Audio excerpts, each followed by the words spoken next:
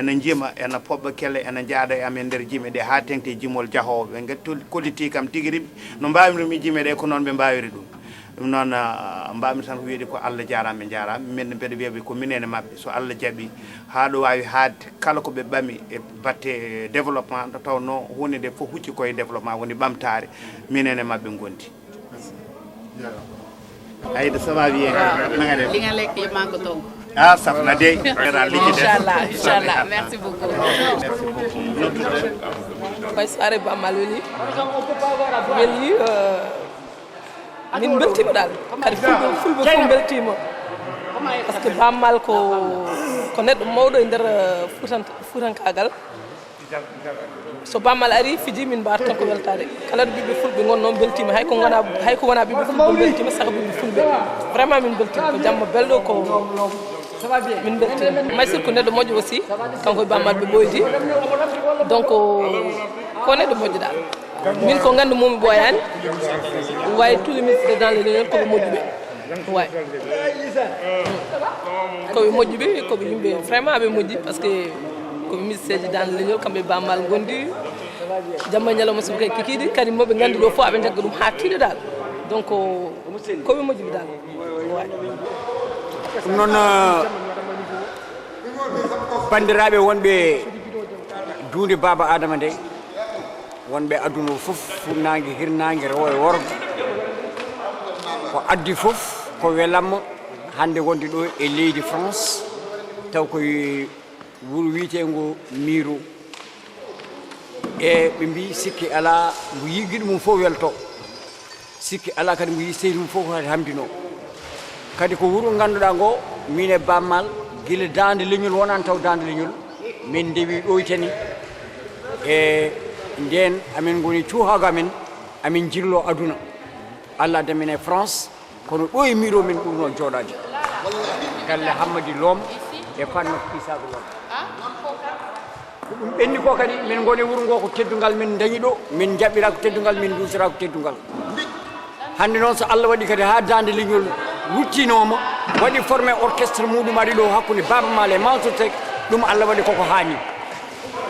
e yimɓe fof noon ne gandi kala biɗo Baba Maal mbi Mansour Seck minen jibidina minen jeyda minen jangguidi minen pijji Allah kadi walli amen ɗoɓen jibina ɗo min tawi ko jignaɓe amen ɓe guila e jatiraɓe ne gondi ɗum noon gondigal amen Baba Maal wona hunde tan waɗande fabriqué walla waɗande wonde hasard koko Allah waɗi o waɗani mi waɗani goɗɗo waɗani kono ko Allah waɗiri ɗum golliri noon te ɗum no amen ñaago Allah kadi yo Allah juutnu ɗum e kala amen gadiɗo yaade kañum firti aadi kono ata Allah yawnu tan ko amen ɗo kadi min gonen ɗo ko leñol ngol e ko yiɗi leñol ngol e ko ɓamti leñol ngol e kadi ko reeni leñol ngol won noon neɗɗo ala ko ɓuuri ala ko dañi ko ɓuuri leñol muɗum ala ko dañi kadi ko ɓuuri ma na hoore muɗum sa wi leñol ma noon a wi hoore ma a wi fulful a wi pulaar tan no didol noon ɗum noon ko welamma kadi hollude erago kadi hokkude erago kadi yo bandiraɓe ndentu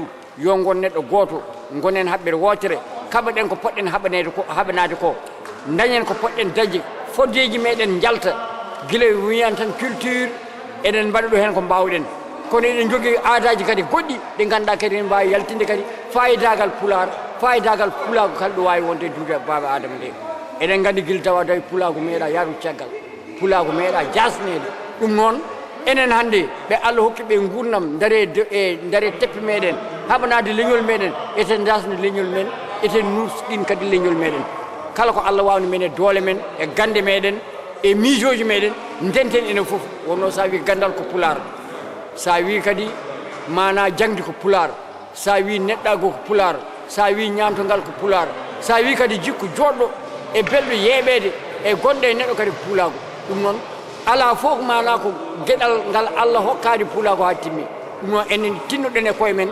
gartanen e koye meɗen gartanen e nder meɗen jokkidiren jagguidiren ganden ken haɓɓen gonen neɗɗo goto Allah jarama on jarama. C'était comment Baba La soirée a été féerique.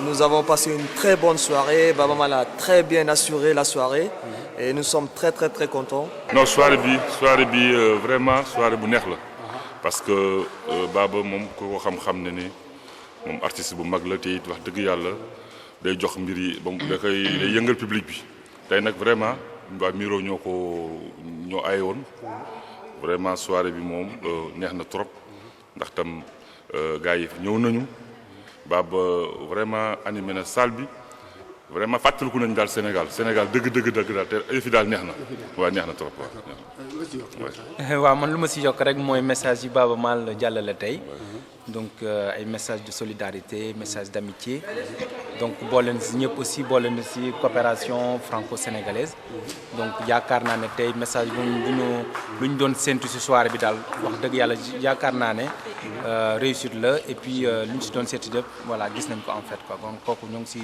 sant yàlla bu baax a baax quoi.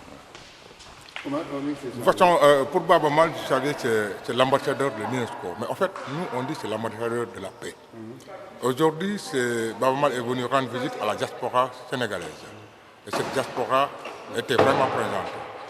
Le langage que Baaba Maal et le message que Baaba Maal a lancé, comme il a dit mon ami, mon collaborateur, Baaba Maal a parlé de la solidarité.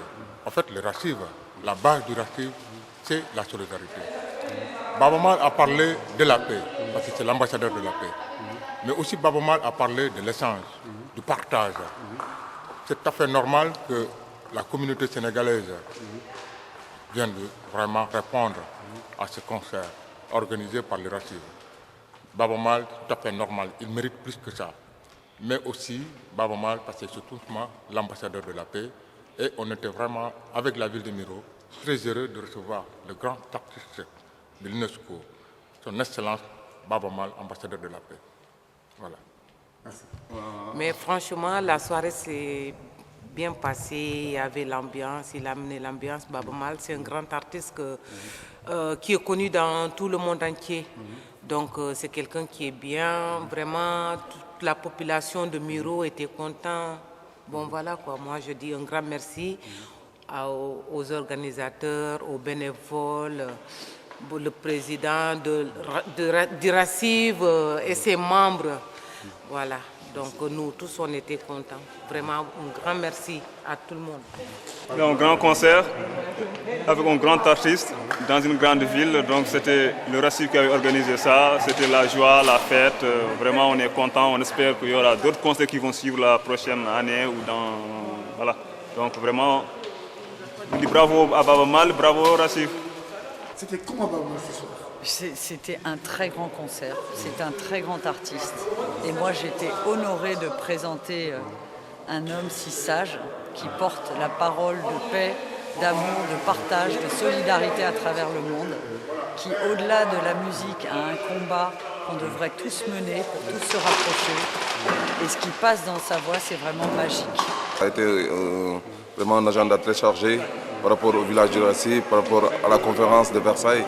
Donc avec les élus locaux et puis on a pu discuter de plein de projets. Et Baaba Maal est un acteur du développement.